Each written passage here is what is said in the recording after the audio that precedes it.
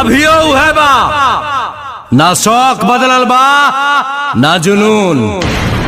सुन ले फिर से, रियासत गइल बा रुतबा ना, रौबा खौफ आज भी उहै बा।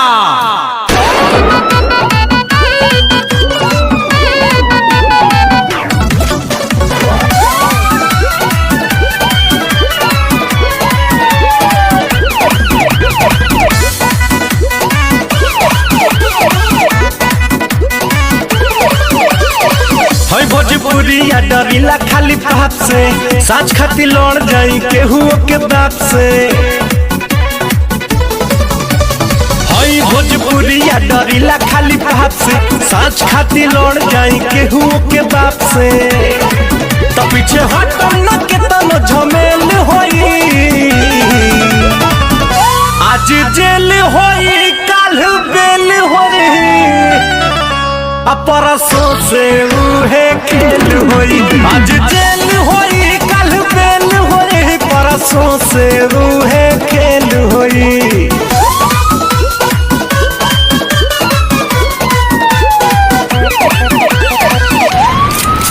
हथियार तो खाली शौक खातिर रखीला बाबू, खौफ खातिर नमवा काफी बा।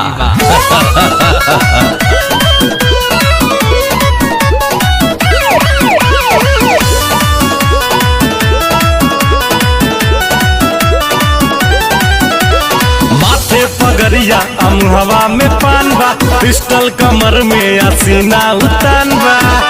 इहे तो असली भोजपुरिया के पहचान बा।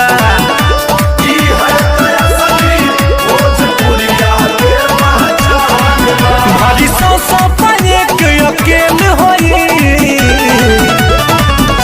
आज जेल होई काल बेल होई, परसों से उहे खेल होई। आज जेल होई कल बेल होई, परसों से उहे खेल होई।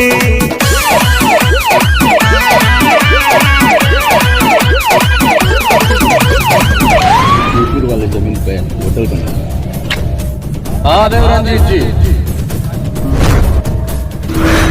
अच्छा आपके प्राइवेट स्कूल में गरीब बच्चा मुफ्त में बढ़िया ना हो सकला। हमारे दोस्ती का फायदा उठा लिया बाबू, कैसे कि हमारे दुश्मनी का नुकसान तू सह ना पैबा।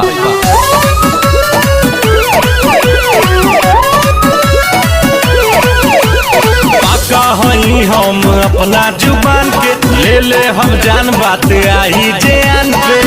करी ले न सही ले माटी के अपमान के,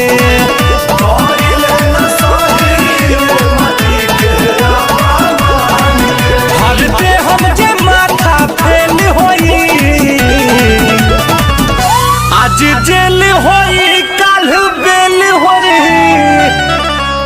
परसों से उहे खेल होई। आज जेल होई काल बेल होई, परसों से उहे